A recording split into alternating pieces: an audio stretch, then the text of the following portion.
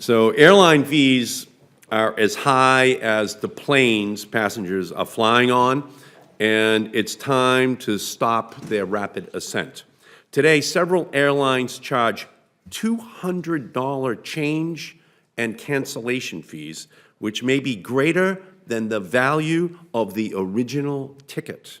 That's on top of charging as much as $25 for the first checked bag, $35 for the second bag. That's $120 to do a round trip with 2 bags. Last year, airlines reaped in $4.2 billion in baggage fees and $2.9 billion in change and cancellation fees. That's $7.1 billion in 1 year. So passengers are getting tipped upside down at the ticket counter, and they deserve relief from these excessive fees. Regrettably, the fee epidemic is only growing. Some airlines are now charging passengers for carry-on bags, to print boarding passes, and for blankets to keep their children warm. That is outrageous. The airlines seem to have replaced the customer service counter with the customer suffering counter as they get the bill for each one of these things, which they should expect to come with flying. And passenger frustration with lack of choice and outrageous fees continues to rise. And that's why I reintroduced the Fair Fees Act, which ensures that airline fees are reasonable and proportional to the cost of the services provided, and Senator Blumenthal and I are introducing that bill. The Fair Fees Act puts a stop to fee gouging and will help ensure passengers are flying the fair and friendly skies. My bill will finally ground these ridiculous fees.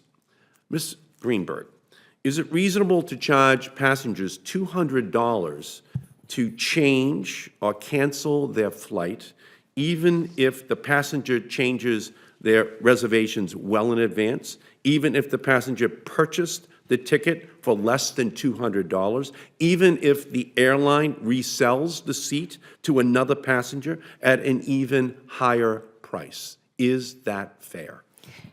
Senator Markey, we think that these airline cancellation fees are outrageous.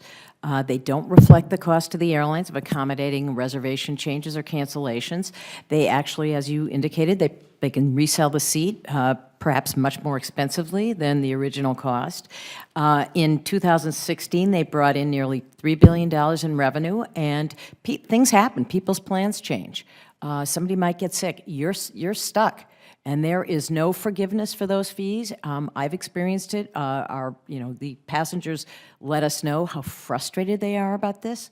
And we support your bill because we think there ought to be a relationship between the cost of rebooking somebody and what the passenger is expected to pay as a result of a change of plans. Okay, Ms. Greenberg, this is a standard carry-on bag.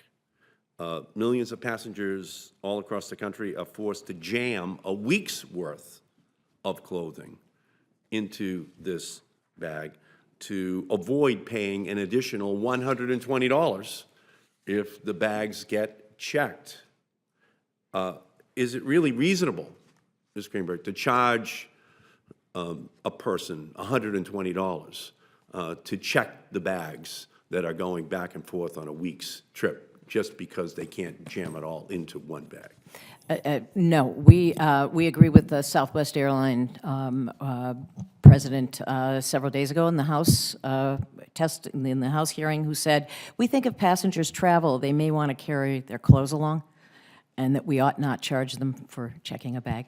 So some airlines claim they charge bag fees because checked bags are optional. Ms. Greenberg, is this carry-on bag a viable option for a passenger traveling from Boston to LA for a week? Of course not. You have to carry your belongings, your toiletries, and so no, you have no choice. So bottom line is that these fees are just not reasonable, and I'm going to fight very hard to make sure that these fees are checked in this FAA authorization bill, which we will be considering.